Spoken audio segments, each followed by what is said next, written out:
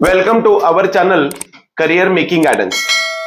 सर्व महाराष्ट्र आणि तमाम भारत देशातील फ्युचर डॉक्टर्स आणि त्यांच्या पालकांनो, आज एक महत्वाचा सब्जेक्ट घेऊन मी तुमच्या समोर येतोय. तो म्हणजे नीटची परीक्षा ज्यावेळेस रजिस्ट्रेशन करण्यासाठी संधी उपलब्ध होती त्यावेळेस एनएमसी ने बीपीटीएच म्हणजे बॅचलर ऑफ फिजिओथेरपी, त्याचबरोबर बीओटीएच म्हणजे बॅचलर ऑफ ऑक्युपेशनल थेरपी याच्यासाठी नीट कंपल्सरी आहे असं नोटिफिकेशन काढलं होतं.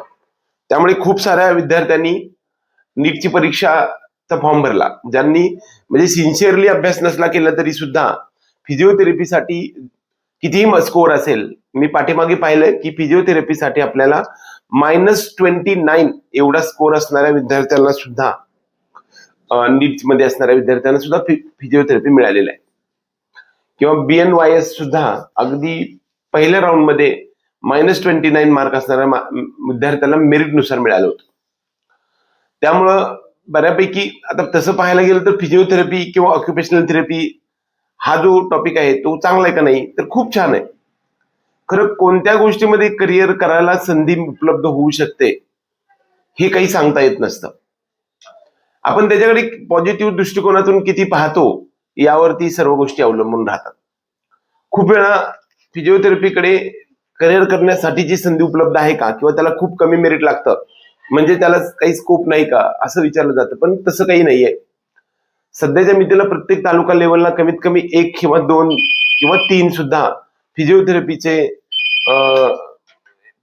फिजिओथेरपिस्टची आवश्यकता आहे. त्यामुळं जनरल प्रॅक्टिस असेल किंवा आयुर्वेद, होमिओपॅथी किंवा बीडीएस किंवा एमबीबीएस करण्यापेक्षा सर्व विद्यार्थी आणि पालकांनी फिजिओथेरपीकडे लक्ष द्यायला काही हरकत नाही असं मला वाटतंय.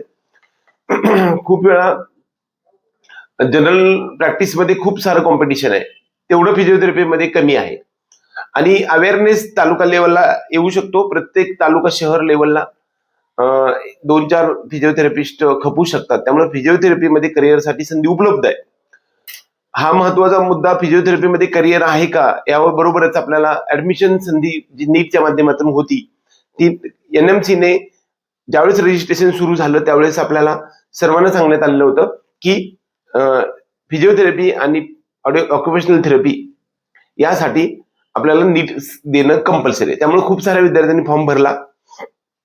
त्यामुळे विद्यार्थ्यांची संख्या खूप झालेली आहे. कम्पॅरेटिव्हली 1 ते 2 लाख विद्यार्थी जास्त फॉर्म भरलेत. परंतु नंतर एक नोटिफिकेशन काढलेलं आहे. त्या नोटिफिकेशन थ्रू सांगण्यात आलेलं आहे की फिजिओथेरपी, बीपीटीएच आणि बीओटीएच याच्यासाठी नीट परीक्षा देण्याची आवश्यकता नाही.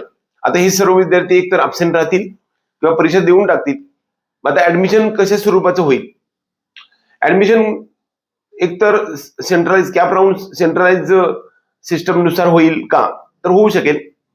वास्तविक महाराष्ट्र राज्यामधल्या अगोदर जे फिजिओथेरपीचे जे कॉलेजेस आहेत त्यामध्ये डीम्ड युनिव्हर्सिटीच्या संलग्न असणाऱ्या कॉलेजेसमध्ये आपण जर पाहिलं तर त्या ठिकाणी त्यांची एक स्वतःची सीईटी घेतली जायची, म्हणजे एक एक्झाम घ्यायची आणि त्या एक्झाम नुसार मेरिट काढायचे आणि त्यानुसार तुम्हाला फिजिओथेरपीला ऍडमिशन दिलं जायचं.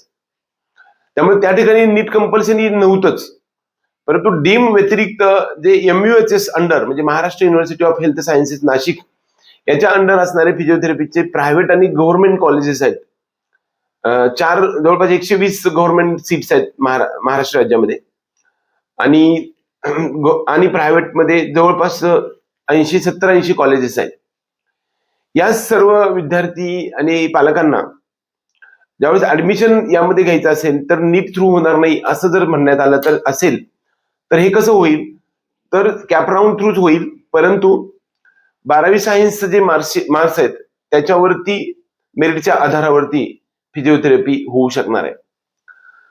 गेल्या वर्षीपर्यंत आपण ज्यावेळेस फिजिओथेरपीचं ऍडमिशन जर नीट दिली नसेल तर तुम्हाला कर्नाटक राज्यामध्ये ऍडमिशन होऊ शकत होतं.